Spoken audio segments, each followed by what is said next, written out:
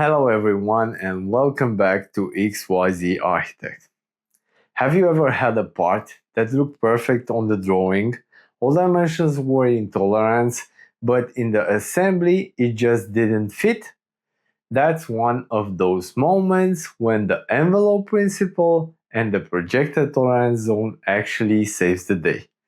Let's see what they really mean and how they protect us from those real-world surprises.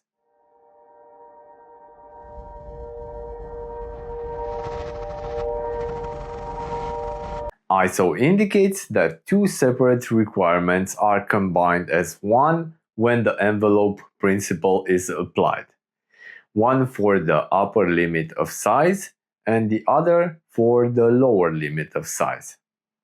If we have an internal feature, let's say a hole, then we're talking about the maximum inscribed criteria for the lower limit of size, and for the upper limit, the local point criteria applies. If we have an external feature, the minimum circumscribed element is taken in consideration for the upper limit of size, and the lower limit is determined by the 2-point diameter. So what ISO is trying to say is that we can have two different evaluation criteria combined as one with the envelope principle. But the type of features determines which criteria applies for the upper and the lower limit. Now on the screen we have the example in Calypso. Maybe some of you were wondering why there are two values when evaluating a diameter with the envelope condition active. The lower limit is represented here, and since we have a hole, this is the maximum inscribed circle, and the upper limit is represented here by the 2-point diameter criteria.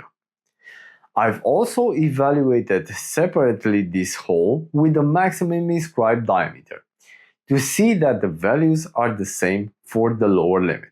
I cannot evaluate the 2-point diameter because it will be different, since the 2-point diameter is calculated according to Gauss, and the envelope condition here is calculated with the maximum inscribed diameter. Now the interesting part is that ISO and ASME sees this differently. In ISO, this rule is optional. You apply it only when you see the envelope sign near the characteristic.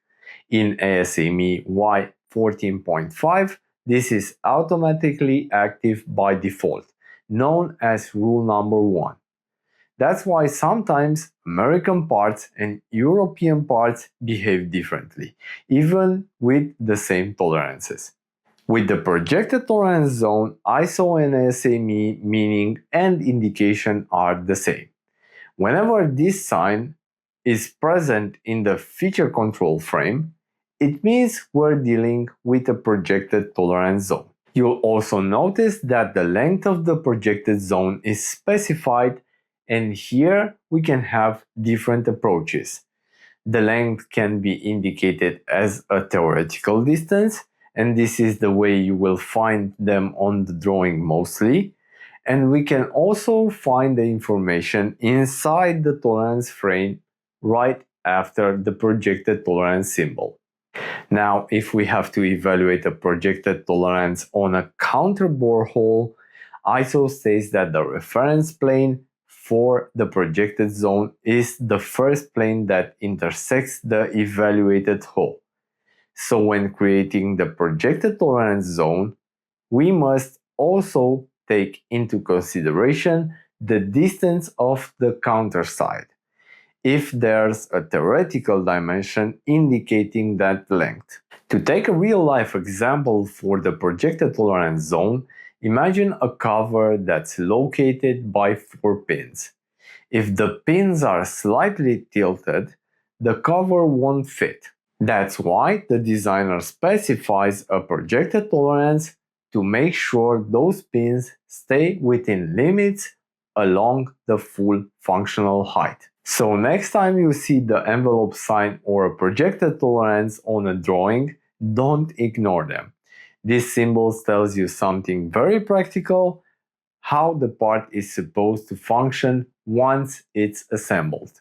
In the member version of the video, I'll show you exactly how this looks in Calypso, how to check it on a real part, and what happens if you forget to apply it.